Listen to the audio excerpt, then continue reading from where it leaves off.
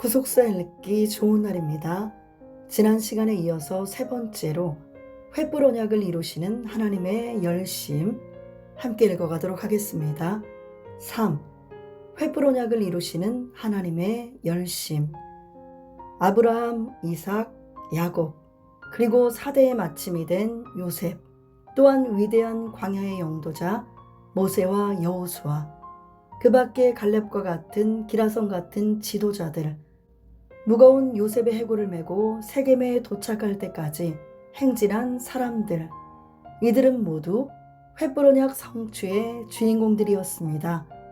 400년 동안 애굽의 학정 속에서 연기나는 풀무와 같은 극심한 고통과 시련을 겪으면서도 그들의 가슴 속에는 한결같이 언약의 횃불이 꺼질 줄 모르고 타오르고 있었습니다. 신명기 4장 20절, 왕상 8장 51절, 예레미야 11장 4절, 이 꺼지지 않는 횃불, 타오르는 횃불은 바로 하나님의 열심이요, 자기 백성을 구원코자 하시는 하나님의 뜨거운 사랑의 불길이었습니다. 고린도후서 11장 2절. 그러므로 횃불 언약의 진정한 주인공은 바로 구속사적 경륜을 친히 이루어 가시는 하나님 자신입니다. 1. 꿈을 통해 이루시는 하나님의 열심. 요셉은 두 가지의 꿈을 꾸었습니다. 창세기 37장 5절로 11절. 첫 번째 꿈은 열한 단이 요셉에게 절하는 꿈이요. 두 번째 꿈은 해와 달, 11별이 요셉에게 절하는 꿈입니다. 곡식을 먹는 단이나 해와 달, 그리고 별은 사람처럼 자기 스스로 일어나거나 절할 수 있는 존재가 아닙니다. 그런데 이들이 일어나거나 절을 했다는 것은 누군가가 그렇게 하도록 시킨 것인데, 이 꿈을 주신 분이 바로 하나님이심을 나타내는 것입니다. 요셉의 꿈은 실로 장차 이루어질 횃불 언약의 모든 내용을 담고 있는 위대한 하나님의 계시였습니다. 1. 요셉의 꿈과 애굽으로 들어가는 길의 준비. 횃불 언약을 성취하시려는 하나님의 뜨거운 열심은 벌써 요셉의 꿈을 통하여 이스라엘 백성이 애굽으로 들어가는 길을 준비하셨습니다. 이 꿈 때문에 요셉은 형들에게 미움과 시기를 받았습니다. 창세기 37장 8절, 11절. 요셉이 도단에서 양을 치는 형들에게 찾아왔을 때 요셉의 형들은 요셉을 멀리서 보고 죽이기를 꾀하여 서로 이르되 꿈꾸는 자가 오는도다 라고 말하였습니다. 창세기 37장 18절로 19절. 이것은 요셉을 애굽으로 팔아넘긴 직접적인 계기가 바로 꿈 때문이었음을 보여줍니다. 요셉의 형들이 요셉을 애굽에 팔아넘긴 사건의 표면적 이유는 형들의 미움과 시기 때문이었지만, 하나님께서는 형들의 악을 이용하여 요셉을 애굽으로 미리 보내셔서 장차 야곱의 가문이 애굽으로 들어가는 통로를 마련하신 것입니다. 창세기 45장 5절, 50장 20절. 이것은 창세기 15장 13절에 너는 정령이 알라. 내 자손이 이방에서 계기되어 그들을 섬기겠고 그들은 400년 동안 내 자손을 괴롭게 하리니 라는 횃불 언약의 예언을 성취하시기 위하여 구속사적 경륜 속에서 하나님의 섭리와 열심이 이루신 것이었습니다. 2. 요셉의 꿈과 이스라엘 백성이 이방에 계기되어 섬김. 요셉이 꾸었던 두 가지 꿈의 공통점은 요셉이 절을 받는 꿈입니다. 절은 존경을 뜻합니다. 사람들은 위대한 것을 보면 그 앞에 자연히 무릎을 꿇고 절을 하게 됩니다. 이것은 11단과 해와 달, 그리고 11별이 앞으로 요셉을 존경하게 된다는 계시입니다. 여기 11단과 11별은 요셉의 11형제를 나타내고 해와 달은 요셉의 부모를 나타냅니다. 창세기 37장 8절 10절. 그러므로 이것은 장차 요셉이 이스라엘 가문 전체에게 자발적인 존경을 받으며 그들을 구원하게 될 것이라는 계시였던 것입니다. 그러나 애굽의 노예로 팔려간 요셉은 인생의 밑바닥까지 내려가는 시련을 겪어야 했습니다. 그는 보디발 집의 노예로 일하다가 보디발의 아내를 겁탈하려 했다는 누명을 쓰고 죄수로 감옥에 갇히게 됩니다. 감옥에서 요셉은 바로의 술 맡은 관원장과 떡 굽는 관원장을 만나서 그들의 꿈을 해석하였고, 이 사건은 후에 바로의 꿈을 해석하는 계기를 마련합니다. 요셉은 캄캄한 감옥 속에서 그 발이 착고에 상하며 그 몸이 쇠사슬에 매이는 고통을 당하였지만, 이것은 하나님의 말씀대로 요셉의 꿈을 이루기 위한 과정으로 마침내 그를 애굽의 총리가 되게 하시려는 하나님의 섭리였습니다. 시편 105편 18절. 마침내 하나님의 말씀이 응할 때가 되자 하나님께서는 요셉을 감옥에서 이끌어내시고 바로의 꿈을 해석하게 하심으로 애굽의 총리가 되게 하셨습니다. 시편 105편 19절, 시편 105편 20절로 22절. 그리고 온 땅에 기근이 들어 식량을 떨어지게 하셔서 11 형제와 야곱이 온 가족을 이끌고 애굽에 들어오게끔 섭리하셨습니다. 시편 105편 23절. 그리하여 창세기 15장 13절에 여호와께서 아브라함에게 이르시되 너는 정령이 알라. 내 자손이 이방에서 객이 되어 그들을 섬기겠고 그들은 400년 동안 네 자손을 괴롭게 하리니 라고 말씀하신 횃불 언약이 하나님께서 주신 요셉의 꿈대로 요셉을 통하여 성취되기 시작하였던 것입니다. 3. 요셉의 꿈과 요셉에게 허락하신 정수리의 축복. 그러나 요셉의 꿈은 여기에서 끝나지 않았습니다. 해와 달과 별은 단순히 요셉의 부모와 형제만을 상징하는 것이 아닙니다. 이것들은 더 나아가 전 우주를 상징합니다. 요셉은 실로 전 우주적인 축복을 받은 것입니다. 그가 받은 축복의 내용은 창세기 49장 26절과 신명기 33장 16절에서도 나타나고 있습니다. 야곱의 예언. 창세기 49장 26절.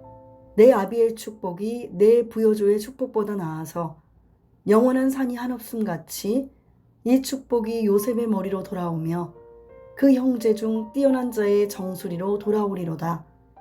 모세의 축복. 신명기 33장 16절. 땅의 보물과 거기 충만한 것과 가시떨기 나무 가운데 거하시던 자의 은혜로 인하여 복이 요셉의 머리에 그 형제 중 구별한 자의 정수리에 임할지로다. 창세기 49장 26절과 신명기 33장 16절에서는 두 구절 모두 요셉의 머리와 그 형제 중 뛰어난 자의 정수리가 대구되고 있습니다. 즉, 머리와 대칭되는 단어는 정수리입니다. 이것은 형제들 가운데 요셉의 위치가 머리 중에서도 정수리임을 암시합니다. 정수리는 머리 위에 숫 구멍이 있는 자리로서 정상 중에서도 제일 높은 꼭대기 부분을 비유하는 말입니다.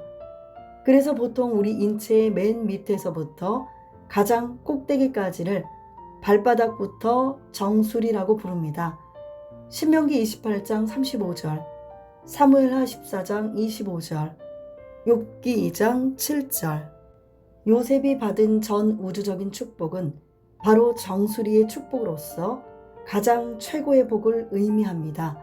창세기 49장 25절에서는 그 복을 위로 하늘의 복, 아래로 땅의 원천의 복이라고 설명하고 있습니다. 또 창세기 49장 26절에서는 요셉이 받은 정수리의 축복을 부여조의 축복보다 더 나은 축복이라고 말씀하고 있습니다. 여기 부여조는 히브리어로 하라인데 이는 조상을 뜻하며 이것은 요셉이 아비 야곱으로부터 받고 있는 축복이 조상들의 축복보다 더 나은 축복이라는 의미입니다. 이 조상들 속에는 아브라함, 이삭도 포함되어 있으므로 요셉이 받은 복은 아브라함과 이삭과 야곱이 받은 축복보다 월등하다는 것입니다. 실로 요셉이 받은 축복은 평지에 우뚝 솟은 산들 가운데 가장 높은 산과 같은 것입니다. 요셉이 받은 축복이 부여조의 축복보다 더 나은 이유는 무엇입니까? 그것은 아브라함부터 시작된 하나님의 횃불 언약이 마침내 요셉을 통하여 성취가 될 것이기 때문입니다. 횃불 언약은 아브라함 때에 뿌리를 내리고 이삭 때에 줄기가 나서 야곱 때에 잎이 생기고 마침내 요셉 때에 아름다운 꽃을 피우고 가장 풍성한 열매를 맺어 성취가 된 것입니다. 실로 요셉은 아브라함과 이삭과 야곱의 축복을 집대성한 사람이었습니다. 이러한 놀라운 말씀은 시편 105편에서도 명확하게 드러납니다. 시편 105편은 아브라함과 그의 후손들에게 가나안 땅을 유업으로 주리라는 위대한 약속을 재확인시켜주고 있습니다. 역대상 16장 7절로 36절. 이것은 장차 예수 그리스도를 믿는 아브라함의 영적 후손들이 하나님 나라 천국을 소유할 것에 대한 예표적 역할을 하기도 합니다. 여기에서 하나님께서는 아브라함과 맺으신 언약이 이삭과 야곱을 통하여 더욱 견고하게 확증되었음을 밝히고 있습니다. 시편 105편 8절로 10절.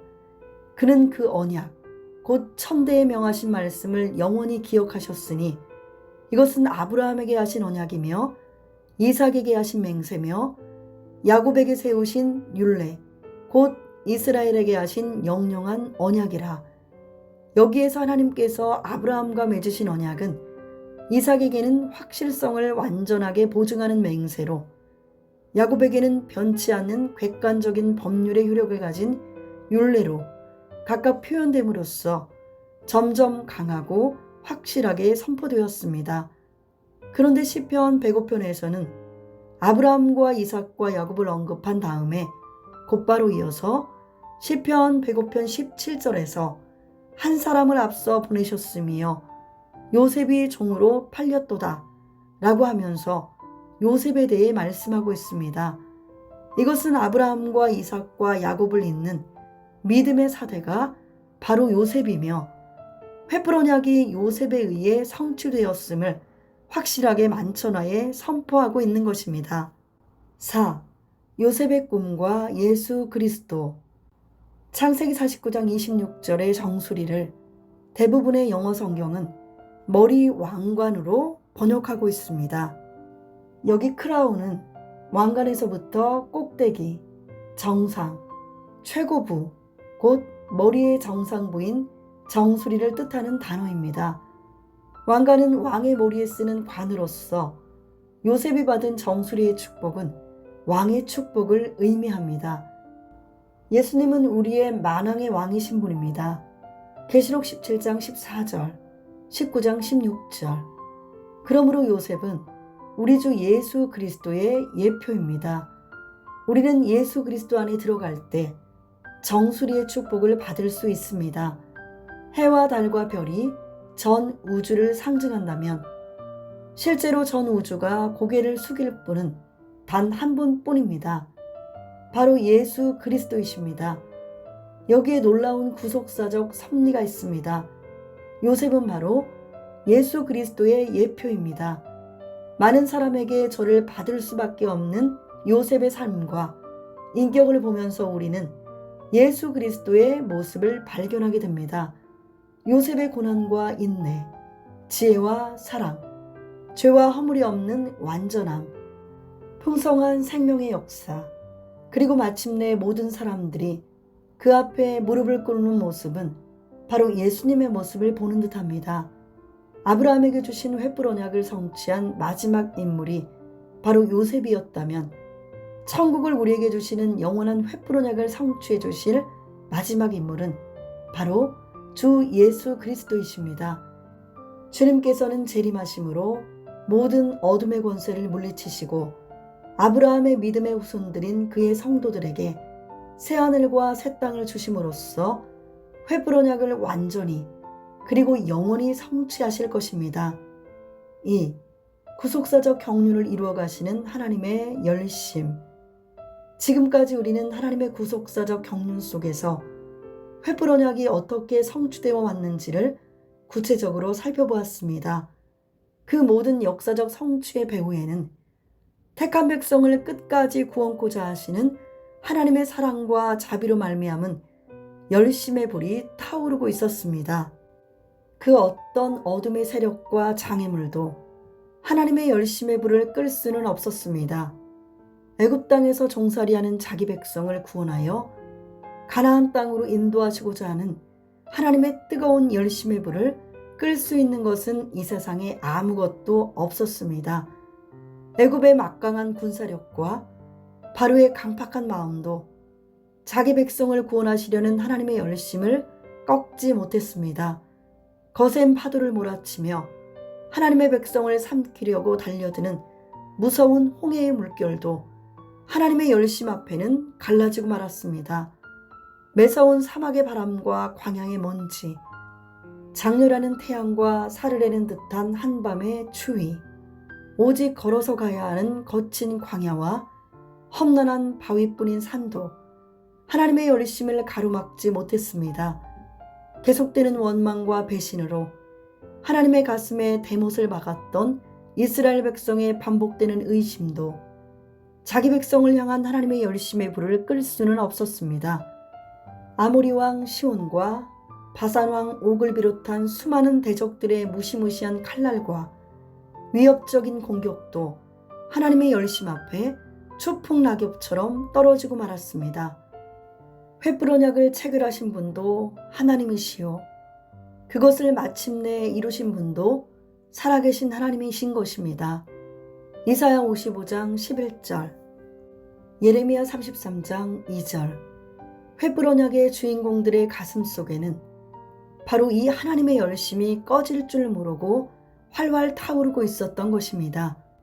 이제 횃불 언약의 최종적인 완성은 바로 예수 그리스도를 믿고 따르는 성도들에게 사명으로 남아 있습니다. 지금은 바야흐로 밤이 깊고 낮이 가까운 때입니다.